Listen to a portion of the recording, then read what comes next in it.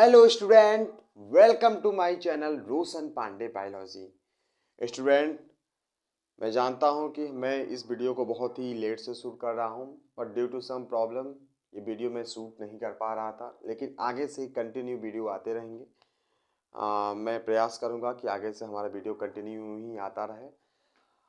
Guys, अब हम बात करते हैं अपने टॉपिक के बारे में। जैसा कि हम लोगों ने पहले सेल के बारे में सेल के बेसिक टॉपिक के बारे में हम लोगों ने जाना था कि सेल की डिस्कवरी किसने की थी।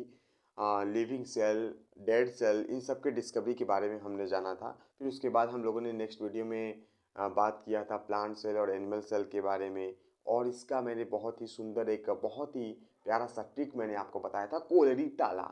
इसके बारे में अगर आप देखे हैं तो ठीक है, बहुत अच्छा। नहीं देखे हैं तो आप पिछले वीडियो में जा करके देख सकते हैं। फिर प्रोकैरियोटिक यूकैरियोटिक सेल के बारे में बात की थी। लेकिन आज जो हम बात करेंगे, आज हम बात करेंगे सेल के अंदर पाए जाने वाले granule like structure, cell organelle के बारे में। जैसा कि आपको यहाँ पे दिख रहा होगा कि भाई साहब, ये हमारा एक सेल का मैंने एक डायग्राम बनाया है। ये सेल है। सेल का जो आपको फिगर दिख रहा होगा, सेल में सबसे आउटर मोस्ट स्ट्रक्चर जो होता है बच्चों, वो होता है सेल मेम्ब्रेन। और सेल मेम्ब्रेन के अंदर कुछ फ्लूइड लाइक स्ट्रक्चर प्रेजेंट होते हैं जिसको कहते हैं साइटोप्लाज्म। और इसके अंदर कुछ small spherical shape structure present होते हैं जिसे कहते हैं nucleus. With in this cytoplasm, अब याद रखिए, साइटोप्लाज्म के अंदर सम ग्रेन्यूल लाइक स्ट्रक्चर प्रेजेंट होते हैं। इस ग्रेन्यूल लाइक स्ट्रक्चर को क्या कहते हैं? देखिए, ये जो ग्रेन्यूल लाइक स्ट्रक्चर दिख रहा है ना, ये ग्रेन्यूल लाइक स्ट्रक्चर को हम लोग कहते हैं सेल ऑर्गेनल। गाइस, आज हम इसी सेल ऑर्गेनल के बारे में पूरा डीप में पढ़ेंगे। अब हम स्टार्ट करते हैं सेल ऑर्गेनल को। तो आपको समझ में आया हमें क्या पढ़ना है? यार, सेल ऑर्गेनल के बारे में पढ़ना है। गाइस, अब सेल ऑर्गेनल को हम स्टार्ट करते हैं, एक एक करके इसको हम देखते हैं। आप इसको समझ गए होंगे। आगे स्टार्ट करते हैं हम लोग सेल ऑर्गेनल के बारे में।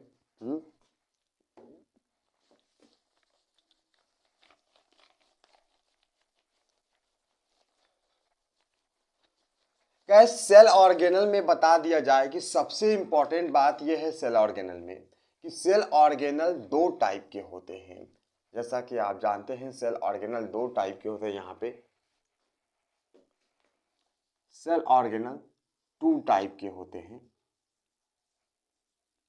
ध्यान से देखिएगा, बहुत इंपॉर्टेंट टॉपिक्स है। सेल ऑर्गेनल को मैंने दो कैटेगरी में डिवाइड कर दिया। एक मैंने डिवाइड किया मेम्ब्रेनस,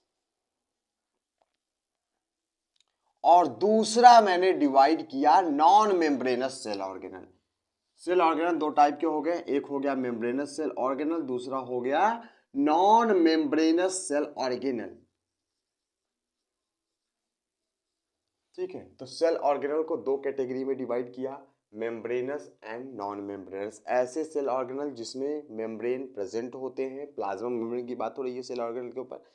ऐसे सेल ऑर्गेनल जिसके ऊपर प्लाज्मा मेम्ब्रेन होता है उसे मेम्ब्रेनस सेल ऑर्गेनल, और जिसमें मेम्ब्रेन नहीं पाए जाते उसे नॉन मेम्ब्रेनस सेल ऑर्गेनल कहते हैं। आगे बात करते हैं।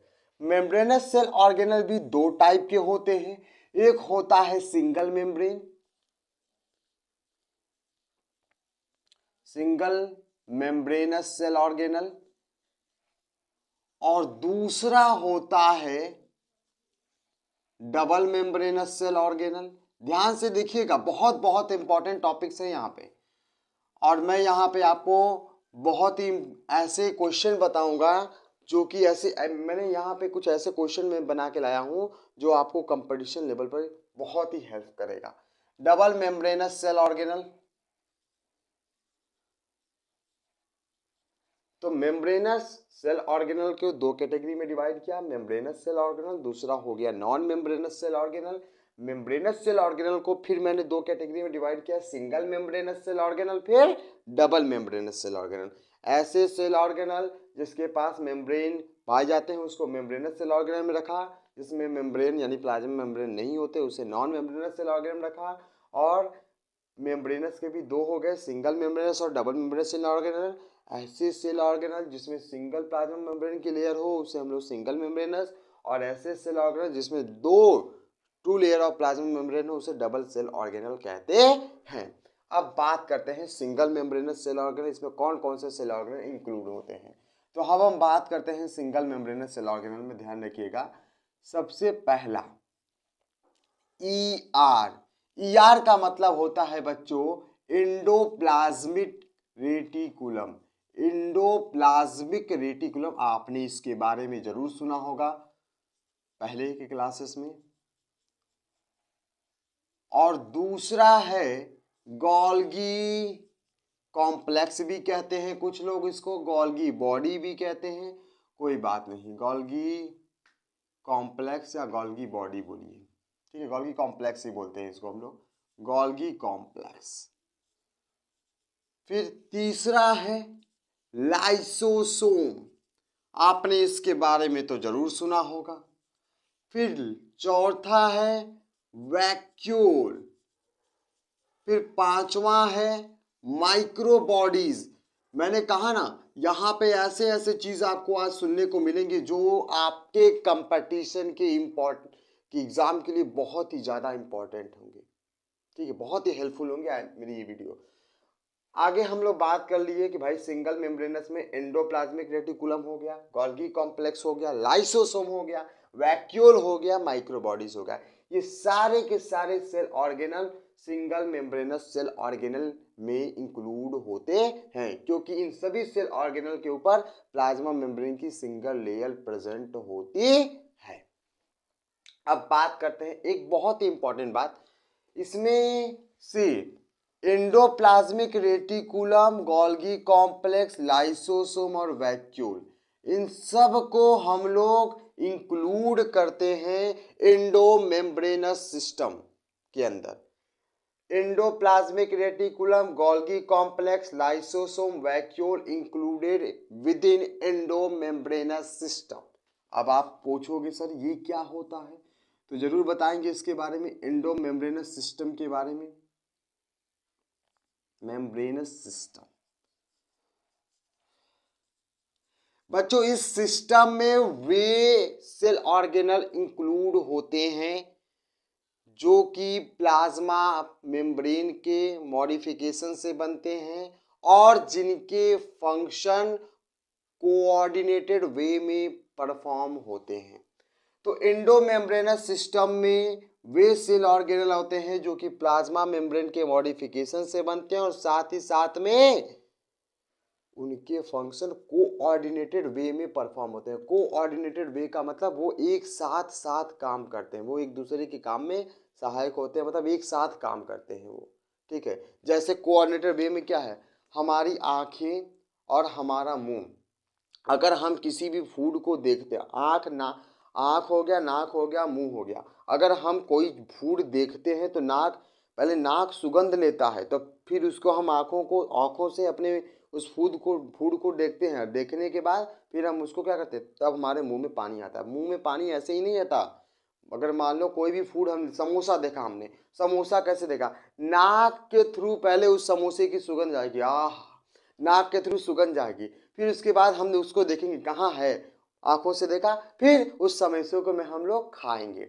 मतलब मुंह में पानी आएगा, सलाइवा सेक्रेट होगा, तभी ना उसको हम लोग खाएंगे।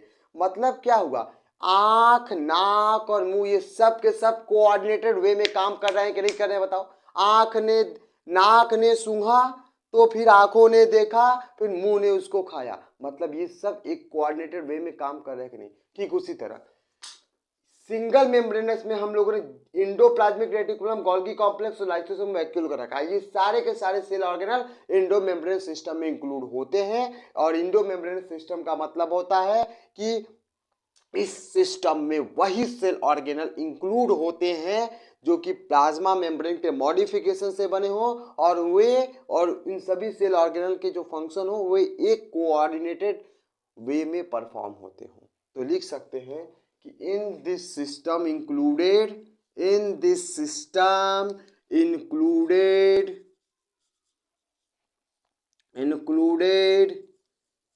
those cell organelle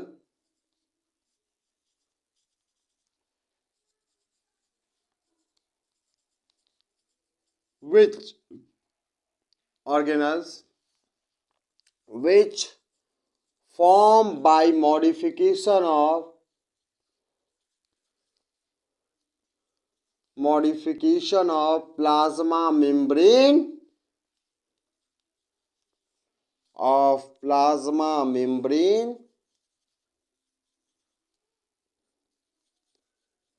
and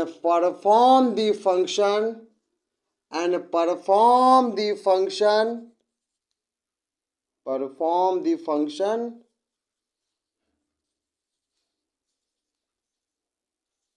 in a coordinated way. Coordinated का मतलब समझ रहे हो ना, साथ साथ काम करना, इन कोऑर्डिनेटेड वे। तो बात समझ में आ गया होगा क्या है मेरे हिसाब से। अब फाइनल हम लोग बोल के खत्म करते हैं। मेम्ब्रेनस सेल ऑर्गेनल में दो टाइप होते हैं, single membranous cell organelle, double membranous cell organelle. Single membranous cell organelle में endoplasmic reticulum, Golgi complex, lysosome, vacuole और माइक्रोबॉडीज आते हैं। ये endoplasmic reticulum, Golgi complex, lysosome, vacuole, ये सारे के सारे एंडोमेम्ब्रेनस सिस्टम में इंक्लूड होते हैं। What is the endomembranes system बच्चों? ऐसा सिस्टम इसमें जो ऑर्गन इंक्लूड होते हैं वो एक कोऑर्डिनेटेड वे में काम करें और उनका मॉडिफिकेशन प्लाज्मा मेम्ब्रेन से हो, वो प्लाज्मा मेम्ब्रेन के मॉडिफिकेशन से बने हो, उसी को कहते हैं एंडोमेम्ब्रेनस सिस्टम। अब हम बात करने वाले हैं डबल मेम्ब्रेनस सेल ऑर्गेनल में कौन कौन आते हैं। डबल मेम्ब्रेनस सेल ऑर्गेनल में दो सेल ऑर्गेनल को रखा गया बच्चों। एक हो सकता है क्लोरोप्लास्ट और दूसरा है माइटोकॉन्ड्रिया। आप लोगों ने इसके बारे में तो जरूर ही सुना होगा, माइटोकॉन्ड्रिया। फिर उसके बाद नॉन मेम्ब्रेनस सेल ऑर्गेनल में भी दो चीजें इंक्लूड होती हैं। कौन कौन सी? Ribosome and centrosome.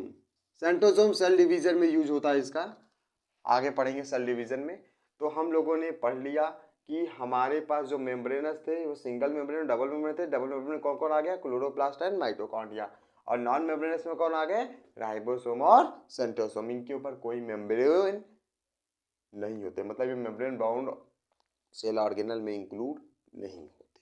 बात समझ में आई?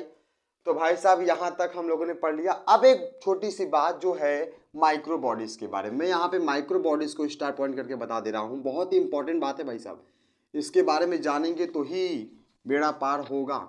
माइक्रो बॉडीज, अब यहाँ से हमारी कुछ एक्स्ट्रा पॉइंट आपके शुरू हुए हैं माइक्रो बॉडीज के बारे में। माइक्रो बॉडीज बच्चों, इसके अंदर तीन चीजें इंक्लूड होती हैं। अब बहुत ही इंपॉर्टेंट है ये। एक है परऑक्सीसोम, आपने इसका नाम सुना होगा, परऑक्सीसोम। दूसरा है ग्लाइऑक्सीसोम और तीसरा है स्फीरोसोम। अब बात करते हैं, ये तीनों के तीनों माइक्रो बॉडीज माने जाते हैं, परऑक्सीसोम, ग्लाइऑक्सीसोम, स्फीरोसोम। अब बात करते हैं परऑक्सीसोम के बारे में। परऑक्सीसोम जो होता है बच्चों, परऑक्सीसोम, ये सब सिंगल मेम्ब्रेनस है। परऑक्सीसोम जो होता है, यह परऑक्सीसोम एक ऐसा माइक्रो बॉडीज है जो कि प्लांट और एनिमल दोनों सेल में कॉमन होता है। आपसे क्वेश्चन पूछेगा कौन सा ऐसा माइक्रो बॉडीज है, which microbodies present in both plant cell and animal cell, और पूछ सकता है which microbodies common in both plant cell and animal cell, तो हो जाएगा परऑक्सीसोम। तो परऑक्सीसोम के बारे में यहाँ पे लिख लेते हैं। परऑक्सीसोम जो होता है बच्चों, वो क्या होता है? वो कॉमन होता है, common in both plant and animal cell. Common हो गया किसमें? Common in both plant and animal cell, plant and animal cell, ठीक है, both common in plant cell and animal cell. अब बहुत ही इंपॉर्टेंट बात यहाँ पे मैं आपको समझाने जा रहा हूँ, एनिमल सेल, ठीक है। परऑक्सीसोम का काम प्लांट सेल में क्या होता है, परऑक्सीसोम का काम एनिमल सेल में क्या होता है, ध्यान से सुनिएगा। परऑक्सीसोम का क्या काम है प्लांट सेल में, परऑक्सीसोम का क्या काम है एनिमल सेल में। एक एक चीज मैं यहाँ पे एक्सप्लेन करूंगा, सुनो। प्लांट सेल में यह फोटो रेस्पिरेशन में हेल्प करता है। मैंने बोला peroxisome common in both plant and animal cell, मतलब पेरोक्सिसोम प्लांट और एनिमल सेल दोनों में प्रेजेंट होता है। प्लांट सेल में इसका काम क्या है? पेरोक्सिसोम प्लांट सेल में फोटो रेस्पिरेशन में हेल्प करता है। और पेरोक्सिसोम का एनिमल सेल में काम क्या है? पेरोक्सिसोम एनिमल सेल में डिटॉक्सिफिकेशन करता है, मतलब हमारे बॉडी में आए हुए, एनिमल सेल की बॉडी में आए हुए टॉक्सिक सब्सटेंस को क्या करता है? टॉक्सिक सब्सटेंस को डिस्ट्रॉय करता है, मतलब उसके जो टॉक्सिक सब्सटेंस है उसको डिस्ट्रॉय करने का काम करता है, मतलब डिटॉक्सिफिकेशन करने का काम करता है। तो प्लांट सेल में क्या करता है? पेरोक्सिसोम प्लांट सेल में क्या करता है? Photo respiration. क्या करता है? Photo respiration. तू खींच मेरी फोटो, याद ही होगा, रेस्पिरेशन। और एनिमल सेल में क्या करता है? डिटॉक्सिफिकेशन। डिटॉक्सिफिकेशन मतलब टॉक्सिक सब्सटेंस को रिमूव करने का काम करता है, डिटॉक्सिफिकेशन। समझ में आ गया? आगे हम बात करते हैं बच्चों ग्लाइऑक्सिसोम के बारे में। उससे पहले स्पीरोसोम का छोटा सा काम सुन लो। स्पीरोसोम का काम करता है क्या? स्पीरोसोम प्रेजेंट इन प्लांट सेल। स्पीरोसोम कहाँ प्रेजेंट होता है? प्लांट सेल में प्रेजेंट होता है। काम क्या होता है? लिपिड की सिंथेसिस करना। काम क्या होता है? लिपिड की सिंथेसिस करना। तो स्पीरोसोम के बारे में हम जानेंगे। प्लांट सेल में होता है। कहाँ प्रेजेंस होता है? प्रेजेंस होता है कहाँ पे? प्लांट सेल में। कहाँ पे? प्लांट सेल में। ठीक है। काम क्या है? Lipid synthesis. काम क्या है इसका? लिपिड सिंथेसिस करना, लिपिड की सिंथेसिस करना। ठीक है, लिपिड सिंथेसिस करना। तो हम लोगों ने बात किया पेरोक्सिसोम, हम लोगों ने बात किया माइक्रोबॉडीज 3 टाइप के होते हैं, peroxisome, glyoxysome, spherosome. Peroxisome plant, peroxisome common in both plant and animal cell. Peroxisome का प्लांट सेल में काम क्या हो गया? Photo respiration. एनिमल सेल में काम क्या हो गया? डिटॉक्सिफिकेशन। फिर स्पीरोसोम प्रेजेंस इन प्लांट सेल, काम क्या हो गया? Lipid synthesis. फिर ग्लाइऑक्सिसोम का काम क्या हो गया भैया? ग्लाइऑक्सिसोम कहाँ पे होता है? अभी यहाँ पे देख लेते हैं ग्लाइऑक्सिसोम को, जगह नहीं है यहाँ पे। ग्लाइऑक्सिसोम के बारे में हम बात कर सकते हैं। ग्लाइऑक्सिसोम जो होता है बच्चे, ये जर्मिनेटिंग सीड में प्रेजेंट होता है। Presence in germinating seed, presence in germinating seed, germinate करने वाले सीड में प्रेजेंट होता है, जर्मिनेटिंग सीड। और काम क्या हो गया इसका? Presence in germinating seed. काम क्या होता है? यह क्या करता है? इसका फंक्शन क्या हो गया? यह फैट को कन्वर्ट कर देता है कार्बोहाइड्रेट में। फैट को कन्वर्ट कर देता है किसमें? कार्बोहाइड्रेट में। आई होप बच्चों आपको यहाँ पर बातें समझ में आई होंगी। कार्बोहाइड्रेट में। तो फाइनल हम एक बात इसको समराइज कर लेते हैं सारी बातों को। गाइस मैंने बात किया सेल ऑर्गेनल, 2 मिनट में पूरा हम इसको समराइज कर लेते हैं। सेल ऑर्गेनल दो साइटोप्लाज्म में, सेल के साइटोप्लाज्म में कुछ ग्रैन्यूल लाइक स्ट्रक्चर प्रेजेंट है, जिसको हम लोगों ने क्या कहा? Cell organelle. Cell organelle 2 type के हो गया, एक मेम्ब्रेनस सेल ऑर्गेनल, दूसरा non membranous cell organelle. Membranous cell organelle 2 type के होते हैं, सिंगल मेम्ब्रेनस और डबल मेम्ब्रेनस। सिंगल मेम्ब्रेनस में हम लोगों ने बात किया endoplasmic reticulum, Golgi complex, lysosome, vacuole और माइक्रोबॉडीज। ठीक है। फिर हम लोगों ने बात कहा जिसमें से endoplasmic reticulum, Golgi complex, lysosome, vacuole, इन सब को मैंने एंडोमेम्ब्रेनस सिस्टम का पार्ट मान लिया। एंडोमेम्ब्रेनस सिस्टम क्या है बच्चों? एंडोमेम्ब्रेनस सिस्टम में वही और सेल ऑर्गेनल आते हैं जो कि प्लाज्मा मेम्ब्रेन से के मॉडिफिकेशन से बने हो, साथ ही साथ में वे और सेल ऑर्गेनल कोऑर्डिनेटेड वे में अपने फंक्शन को परफॉर्म करते हो, वही सेल ऑर्गेनल इसमें इंक्लूड होते हैं। In this system included those cell organelle which formed by modification of plasma membrane and perform the function in a coordinated way। coordinated way का मतलब मैंने समझा दिया है। फिर मैंने बात किया डबल मेम्ब्रेनस सेल ऑर्गेनल के बारे में। ये 2 टाइप के होते हैं, इसमें 2 चीजें इंक्लूड होती हैं, टाइप में 2 चीजें इंक्लूड होती हैं, क्लोरोप्लास्ट एंड माइटोकॉन्ड्रिया। फिर हम लोगों ने बात किया नॉन मेम्ब्रेनस सेल ऑर्गेन के बारे में, इसमें दो चीज़ें आ गई, राइबोसोम और सेंट्रोसोम।